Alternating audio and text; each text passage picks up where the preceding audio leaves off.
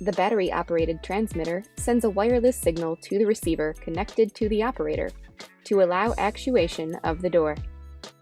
The receiver can be programmed to open and close the door with a single press of a transmitter, or to open the door on one press and close it on a second press.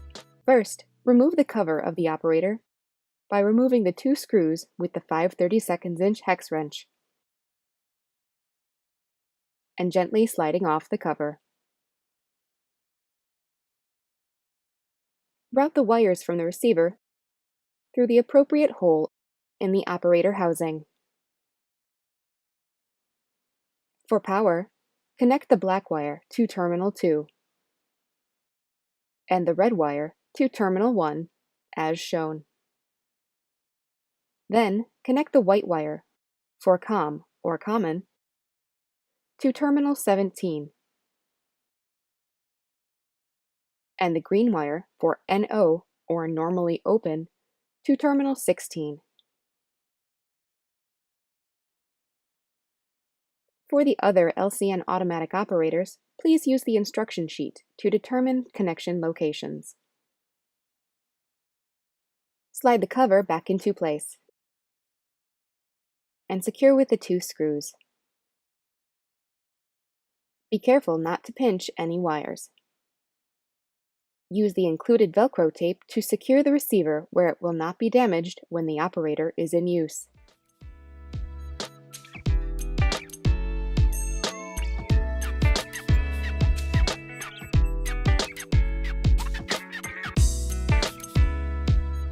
When the transmitter will be connected to a wall-mounted actuator or bollard post, program the transmitter first to ensure wireless operation is functioning, and then connect it to your actuator.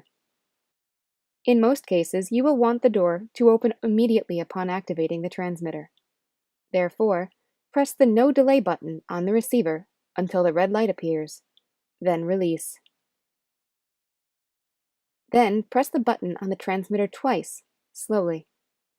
A blue light will flash on the receiver to indicate the signal from the transmitter has been received, and the operator will open the door.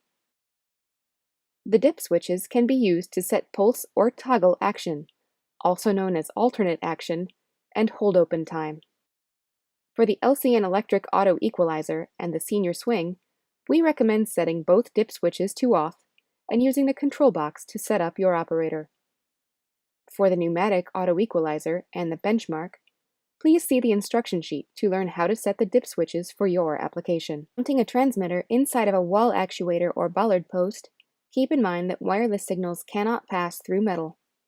Be sure to use an enclosure that will allow for the wireless signal to transmit, such as those with plastic sides or plastic caps. Use the included Velcro tape to secure the transmitter inside the enclosure where it will not be damaged when the actuator is pressed.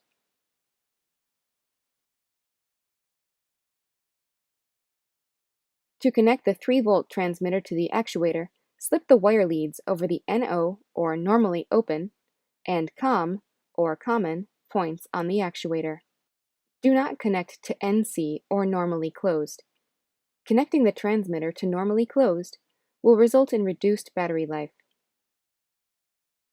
Secure the receiver and reassemble the actuator.